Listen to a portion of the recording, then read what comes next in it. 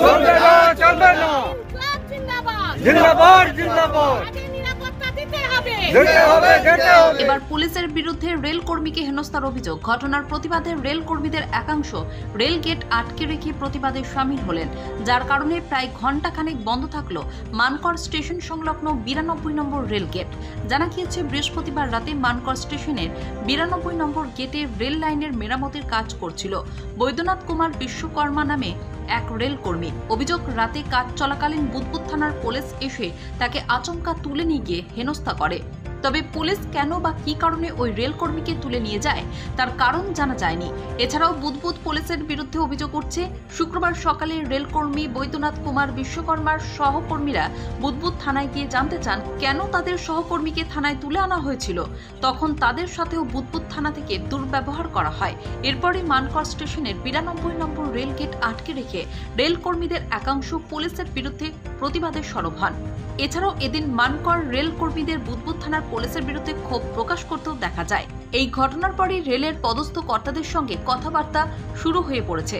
আলোচনার মাধ্যমে সমস্যা মিটিয়ে নেওয়ার আশ্বাসের পরে খোলা হয় রেল গেট। অন্যদিকে নিরাপত্তার দাবিতে সরব হয়েছেন স্টেশনের রেল কর্মীরা। सर यहाँ 92 गेट में काम चल रहा था, हम ट्रैक मेंटेनर 4 में हैं। 92 गेट में काम चल रहा था, तो हमको गाड़ी का डाइवर्जन 94 गेट तरफ से करने बोला गया था। तो हम केम मोड़ से गाड़ी का डाइवर्जन 94 तरफ करवा रहे थे। 12 बजे से ही करवा रहे थे, रात 12 बजे से। तो 2:15-20 में बुदबुद थाना से पुलिस गाड़ी आई।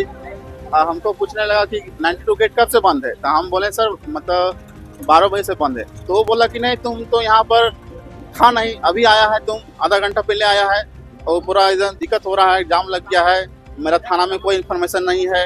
और हमको मतलब मार धार के धक्का मुक्की करके पूरा मारे भी इधर पूरा इधर। और उसके बाद मतलब गाड़ी में धक्का मुक्की करके अंदर कर दिए। उसके बाद हम बोले सर हाँ, उसके बाद बोले सर हमको छोड़ दीजिए सर।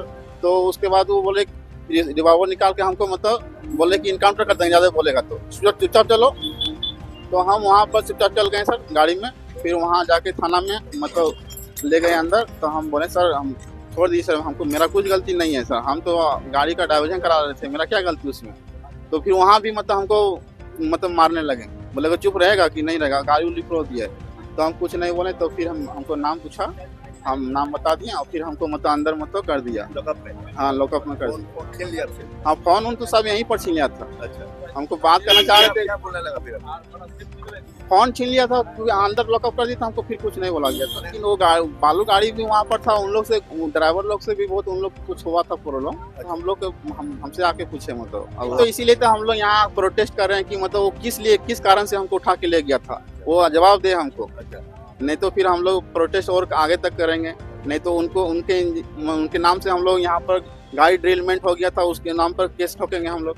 ट्रक का काम हो रहा था, कहीं मतलब हम वहाँ सेफ्टी नहीं देते तो मेरा कहीं गाड़ी आ जाता, कोई ट्रक लगा तो यहाँ पर ड्रिलमेंट हो जाता, तो उसका रिस्क कौन लेता। तो ওই নাম से हम केस ठोकेंगे, नहीं जवाब देगा तो। আমাদের কালকে রাত্রে আমাদের গেট ওপেনিং এর কাজ চলছিল, এখানে ট্র্যাকিং এর কাজ চলছিল। আগে থেকে পুলিশকে সব ইনফরমেশন দেওয়া ছিল। ইনফরমেশন দেওয়া সত্ত্বেও আমাদের ট্রাফিক কন্ট্রোল যে ছেলেটা করছিল অন ডিউটিতে, এখানে দুটো গেট আছে মানকর, একটা 94 গেট, একটা 92 গেট। 94 গেট দিয়ে ট্রাফিকটা পাস হচ্ছিল।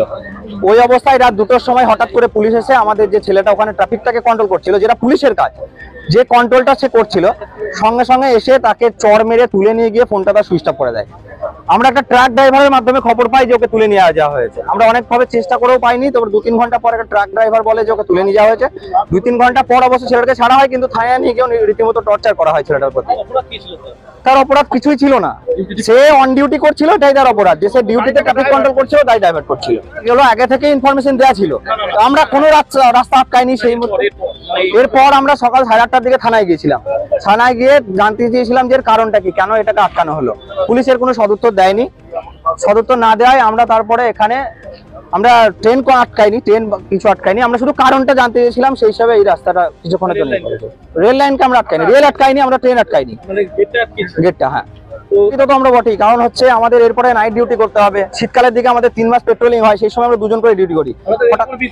আমরা রেল কর্মী অন ডিউটি অবস্থায় আমাদেরকে তুলে নিয়ে চলে যাচ্ছে, আমাদের সিকিউরিটি কই। যদি তার মধ্যে কোনো দেখতেন, আমাদের অ্যাডমিনিস্ট্রেশনকে না জানিয়ে আপনারা মারধর করে তুলে আনলেন কেন?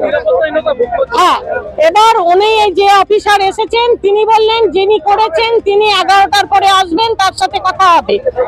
আমরা ওখানে কোনো ভদ্র ব্যবহার না পেয়ে আমাদের এই যে ছেলেটিকে মারলো তার প্রতিবাদে কোনো কেউ কর্ণপাত করছে না দেখে জনগণের অসুবিধার কথা মাথায় নিয়ে আমাদেরকে এই অবরোধটুকু করতে হয়েছে। এখন আমরা অ্যাসুরেন্স পেয়েছি, রেল অ্যাডমিনিস্ট্রেশনও বসেছে স্টেট পুলিশের সাথে, এই ব্যাপারে একটা আলোচনা হচ্ছে।